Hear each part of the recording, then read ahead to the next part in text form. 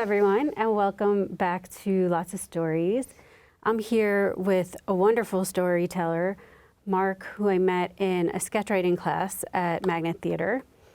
Mark and I took this class over the summer, and we learned quite a lot about comedy, and we also deviated a bit from what we learned, I would say.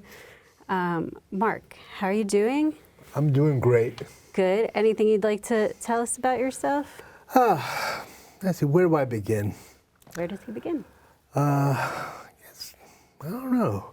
I was married since '83, and my wife is really the opposite of me because she's a good person. Oh, that's rough. Okay, so we're going to get started with some of our storytelling. We're going to use our little fortune teller storyteller. All right. And Mark, what's a first word you'd like to pick? Red. R-E-D. And a second word? Avocado. A-V-O-C-A-D-O. All right, pick a triangle. This one with the flower? Yeah. This one with the flower. All right, what do we have here? Something from history, could be fiction, nonfiction, using the words red and avocado. Aha. So I'm going to give Mark a minute. I'm going to reset the camera, and then he'll take us somewhere. Okay.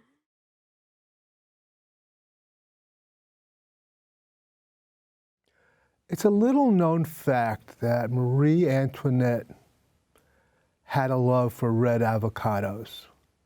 They were very rare. They had to be brought over from Colombia because it was grown in the hills of the Andes by brilliant agriculturalists,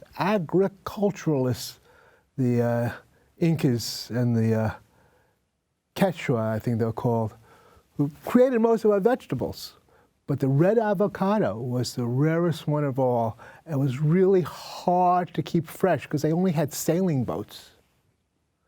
And they had to also, they didn't really have access to ice, so they had to like the ocean was cold, so they had little bags that they hung from the side of the boat. Little woven bags out of a cloth or out of a string-like material to keep them fresh. But the problem was that it was salty in the ocean. And so you ended up with like a avocado pickle, which, is not quite what you wanted. But you have to realize that these people in Europe, because they were so far behind the Incas and the Quechuas and the other groups of Indians who created most of our vegetables, never had pickles either, because they never had a cucumber. Cucumbers grew in the Andes also, next to the tomatoes and the potatoes, and the corn was, I think, up in North America. And so, but they were amazed at this taste, this avocado pickle, which they didn't know was a pickle. And she did say, let them eat cake. It's a historical fact. But she also said, they can't eat red avocados because that's only for the upper classes. In fact, she had sumptuous gowns and she had this so these shiploads of pickled red avocados would come in, and the poor people who didn't have bread, who didn't have shoes, who are walking around in the paved or unpaved streets of Paris and Marseille would see this luscious red fruit. And they knew about tomatoes because tomatoes came over like a decade before that. There was a time Italy did not have marinara sauce. It's hard to imagine that, but it's true. So they figured, oh my God, these must be super tomatoes because they're red. And when you heard there were avocados, I thought, oh, wow, that's even better. It's got more syllables. It has a more pleasant sounding name. And they wanted some, and they knew they couldn't have cake. And Marie Antoinette was a vain woman. She was from Vienna, really. She was actually pretty young. She thought she was very pretty, but she may have been on an outside sort of way, not in her heart. And she decorated her hair. She had her hair teased up about like 2 feet high, and she hung in a little wire contraption which she had on top of her head, the red avocados. And there a decision was made that if she was going to insult the people by flaunting her wealth, I mean, they knew she had gold. They knew she had silver. But when they found out red avocados, it was too much. And so, unfortunately, things went well for the proletariat of Paris and Marseille and France. And she was on, they called the tumbril, the cart leading to the guillotine. And it was really shocking that things got so out of hand that when her head hit the sidewalk or the cobblestones of Paris, there was masses of people pulling at this red avocado so they could have, for once in their life, a taste of luxury. And they didn't care how it cost. They didn't care. There might have been a little royal blood on it. It's still the taste of luxury, the taste of superiority. Finally, for a moment, on their tongue, they felt that they were real men, real women, and they had a life worth living. And they didn't know they tasted something that was pretty much like a pickle. So that's it.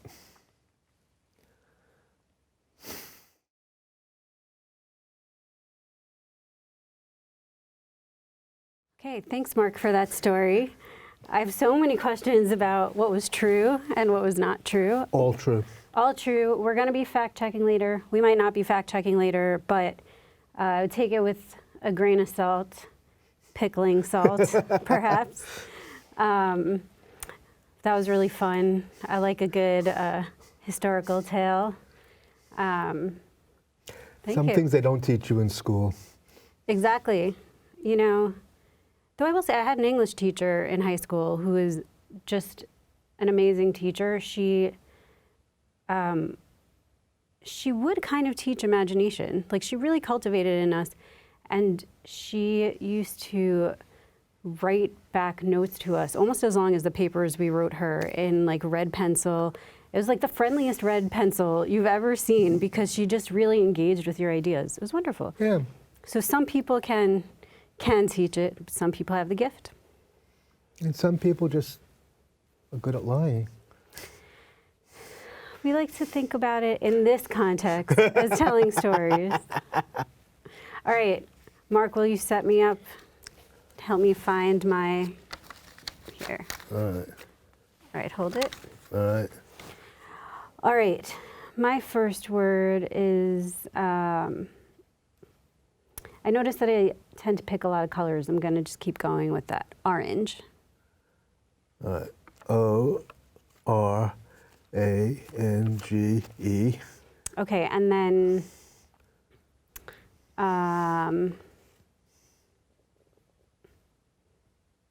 button. B-U-T-O-N. You missed a T. T. Okay, perfect. I'm gonna go,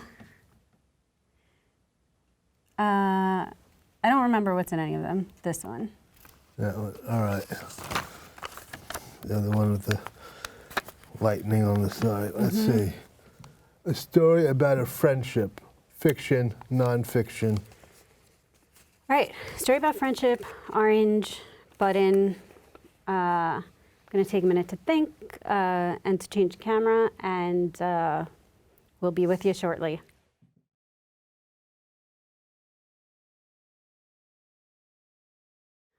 Okay, I'm going to tell you a pretty much true story. I think in my life I've been very blessed with wonderful friends. I have close friends still from high school, from college. I'm kind of picking up a few along the way later on in life. And one of my favorite sort of traditions that emerged by accident was birthday celebrations. My birthday is at the end of August when everyone's either away for the summer or getting back into action for school or whatever their activities are. I'm like in that week in between all of that when everyone's off in a million places. So for many years, it was kind of hard for me to get a really rip-roaring birthday celebration going. But there are a few years after college where three of my closest friends and I would get together and just sit in Riverside Park, have a drink, sanctioned drinks at the places where you can get them. We didn't like smuggle anything in or anything. And we would just sit by the river and talk and laugh. And it was really especially fun for me because the three of them weren't all from the same place. One of them was my closest friend from high school, and two were two of my closest friends from college. And we didn't always all live in the same place. One lived in California for a while, one lived in Maryland.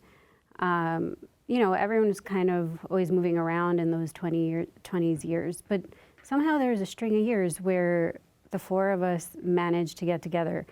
And it was really kind of a highlight for me because I always kind of struggled with combining people from different universes of mine. Like my friends are my friends. The friends from high school were there, college there. After that, family, everyone was kind of separate for me. And it's still kind of like that to this day. But having those three people who were so close to me, who I could always just kind of laugh with and be honest with. And there's never really any judgment, though sometimes a bit of mockery.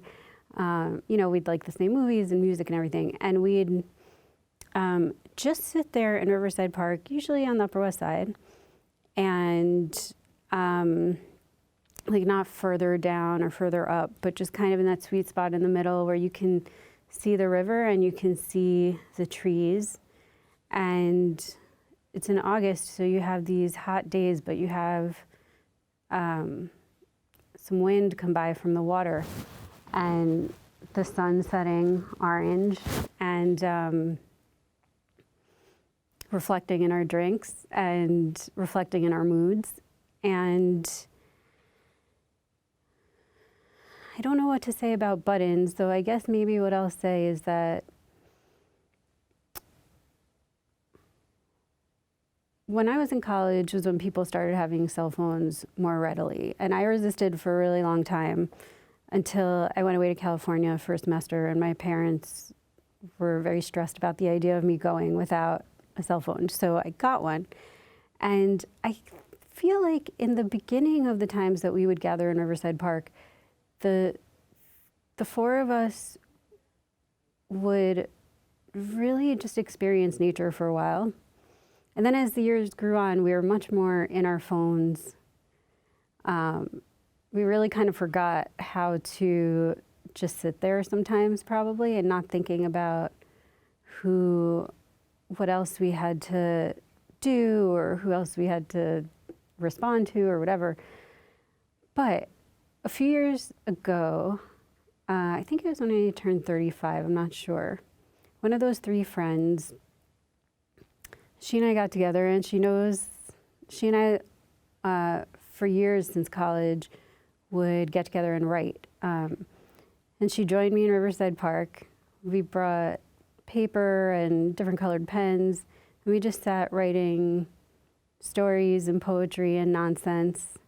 Then the third friend eventually joined us, and I don't think the fourth did that night, but it was one of those times where I felt like we were really just kind of living back to the beginning of these summer birthdays, where it was just us and the park. And then a couple years after that, I kind of had a big party in the park. There was one summer where there were a lot of people who were around for my birthday, and we brought tons of blankets and food, and we sat there till it got dark, and we brought lanterns, and we had to leave at a certain point because obviously you can't stay in a park after dark. That's not really safe, but we were just right by the avenue, so it was okay. And it was one of the best birthdays I ever had. So, and it's all kind of rooted in that I feel really lucky that I have great friends, and I'm excited to celebrate the upcoming birthday with them too. Thanks. The end.